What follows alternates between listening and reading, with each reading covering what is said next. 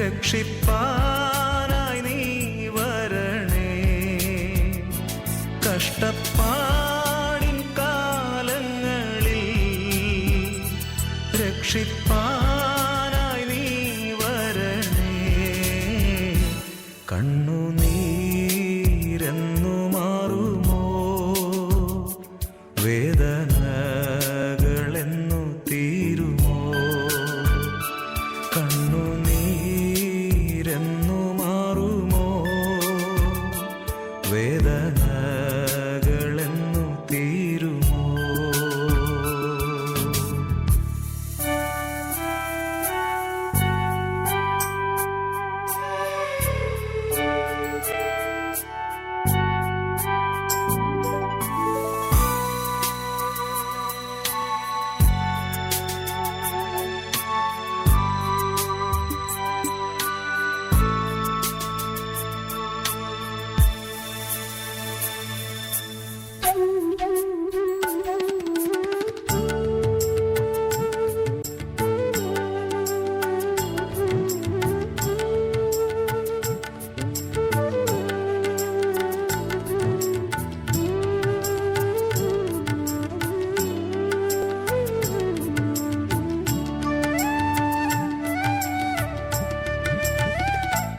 ഈഹത്തിൽ ഒന്നുമില്ലായേ, നേടിയതെല്ലാം മിഥ്യയേ.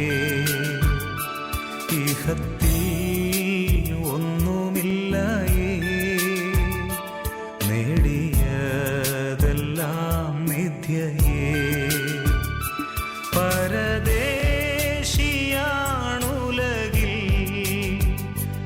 ഇവിടെന്നു മന്യനല്ലോ. പരദേശിയാണുലകിൽ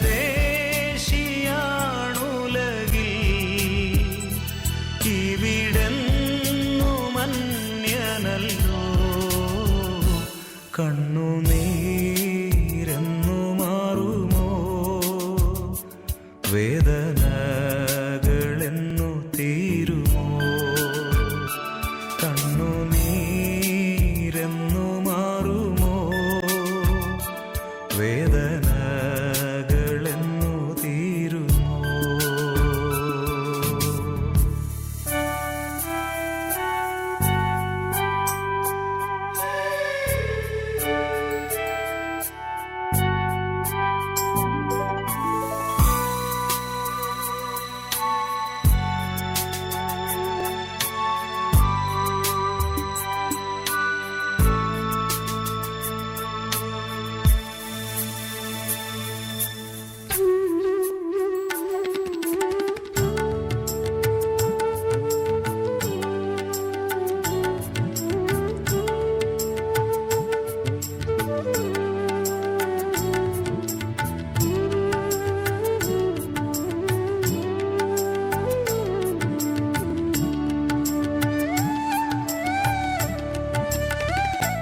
പരനേ വിശ്രാമനാട്ടിൽ ഞാൻ എത്തുവാൻ വെമ്പൽ കൊള്ളുന്നേ.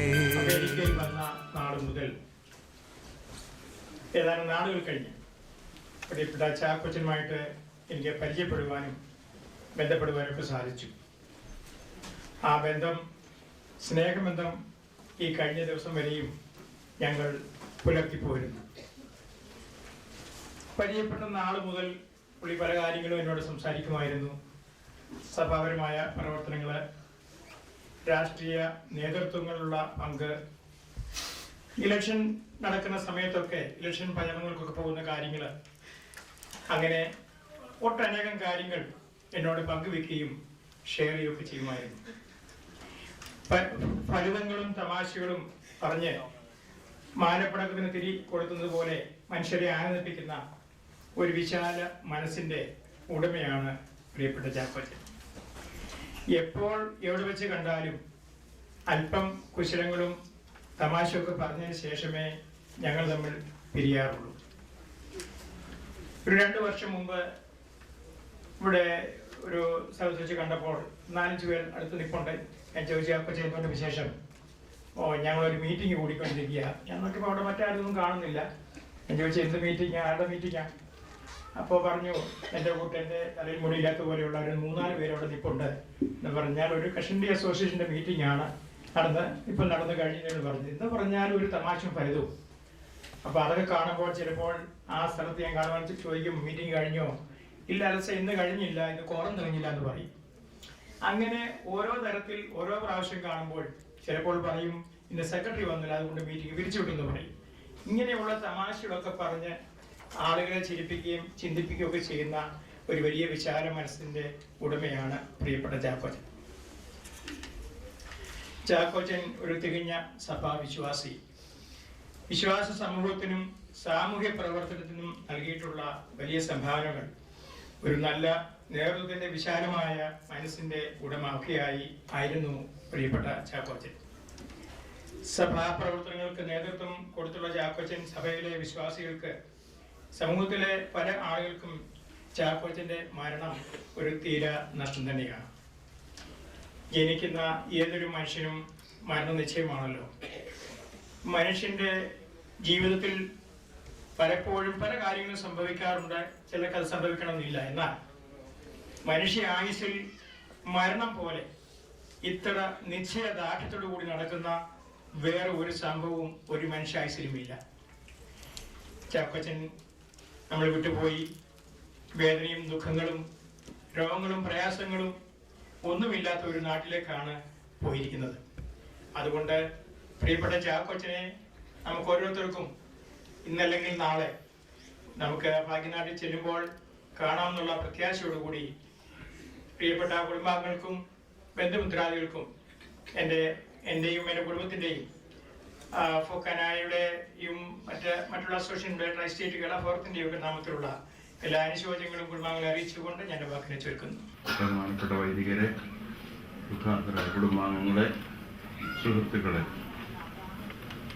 ചാക്കോച്ചൻ്റെ പെട്ടെന്നുള്ള നിര്യാണത്തിൽ പമ്പ മലയാളി അസോസിയേഷൻ്റെ ഭാരവാഹികളുടെയും എല്ലാ അംഗങ്ങളുടെയും അഗൈതവമായ ദുഃഖം ഈ സമയത്ത് കുടുംബാംഗങ്ങളെ അറിയിച്ചു കൊടുക്കുന്നു.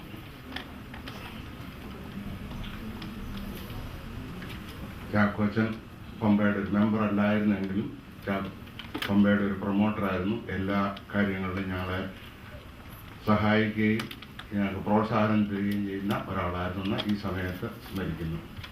ചാക്കോച്ചൻ്റെ ആത്മാവിന് നിത്യശാന്തി നേരുന്നു. കുടുംബാംഗങ്ങൾക്ക് സമാധാനം തരട്ടെ, ശാന്തി തരട്ടെ എന്ന് പ്രാർത്ഥിച്ചുകൊണ്ട് നിർത്തുന്നു. Thank you. ഭാഗ്യനാട്ടിൽ പോകും ഞാൻ, എൻ്റെ ഭാഗ്യനാട്ടിൽ പോകും ഞാൻ, ഭാഗ്യനാട്ടിൽ ചെന്നു ശുദ്ധരോടൊത്തു ഞാൻ യേശുവെ വാഴ്ത്തിടുമേ. ഭാഗ്യനാട്ടിൽ ചെന്നു ശുദ്ധരോടൊത്തു ഞാൻ യേശു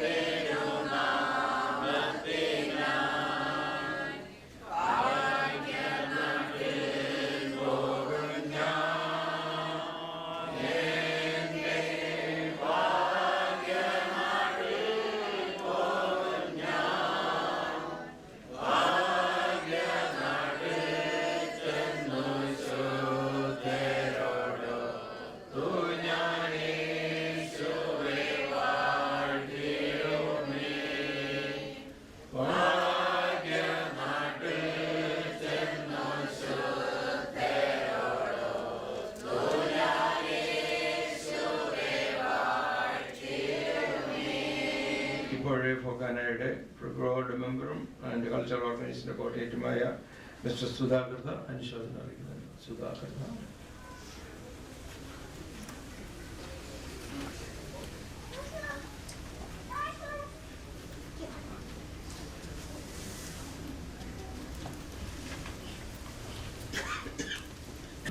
നിരവധി അവസരങ്ങളിൽ ചാക്കോച്ചനുമായിട്ട് സൗഹൃദം പങ്കുവയ്ക്കാനുള്ള സന്ദർഭങ്ങൾ എനിക്കുണ്ടായിട്ടുണ്ട്.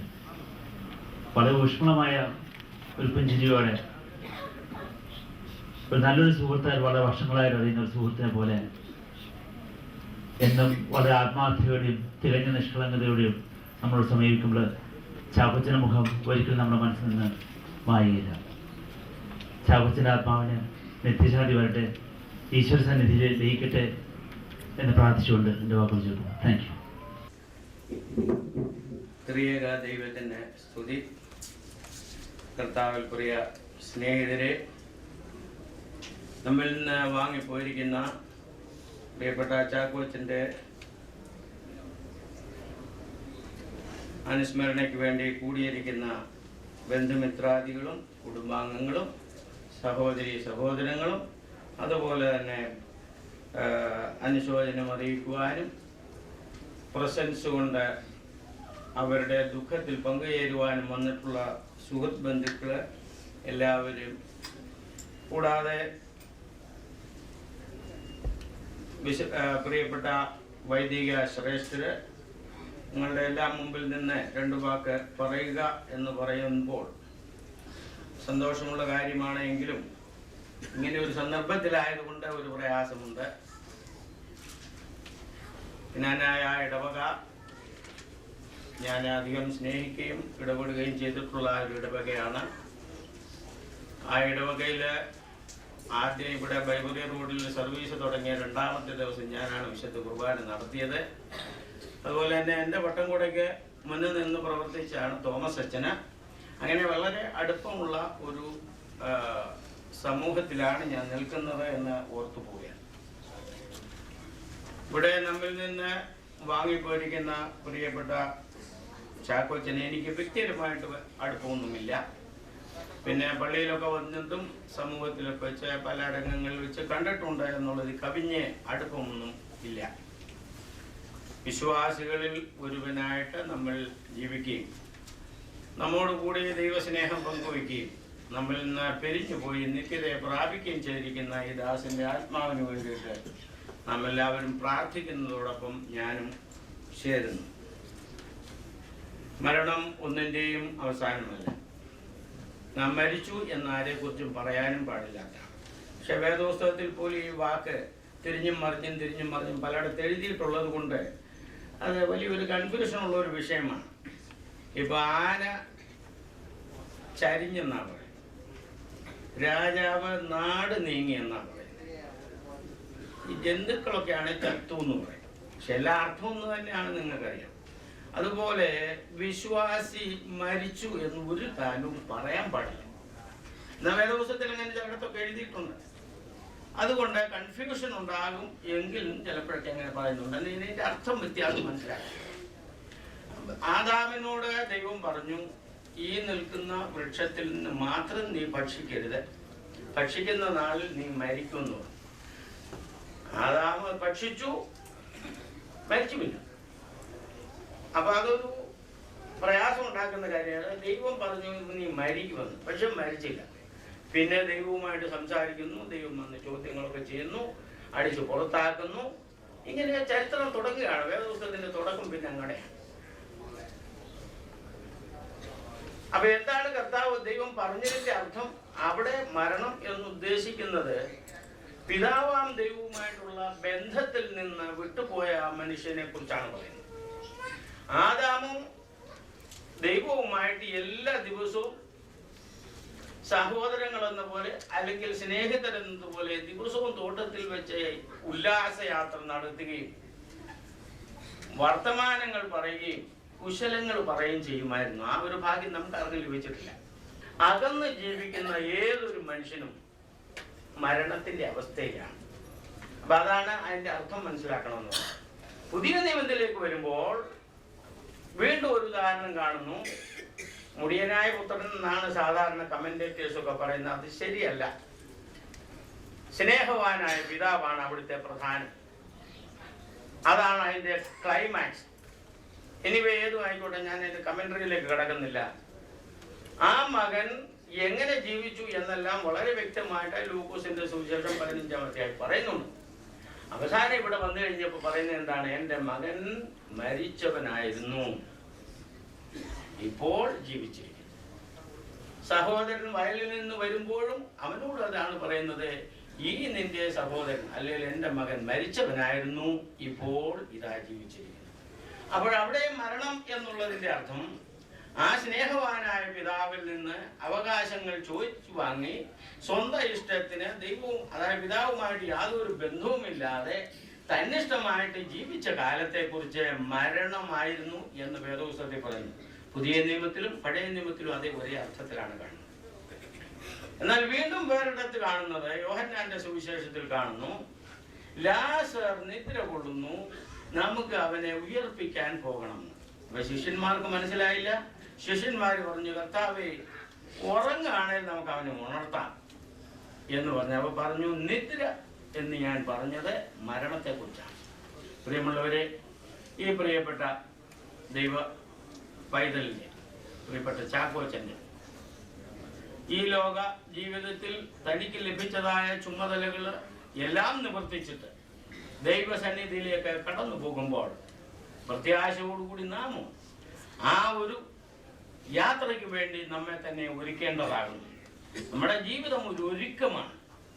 എപ്പോഴും നാം നിത്യേന നമ്മുടെ തലയാകുന്ന കർത്താവായ യേശുക്രിസ്തുവിനോട് ചേർന്ന് വളരുവാൻ, അവന്റെ തലയോളം വളരുവാൻ യത്നിക്കുന്ന ഒരു സമൂഹമായിരിക്കണം വിശ്വാസികളുടെ സമൂഹം.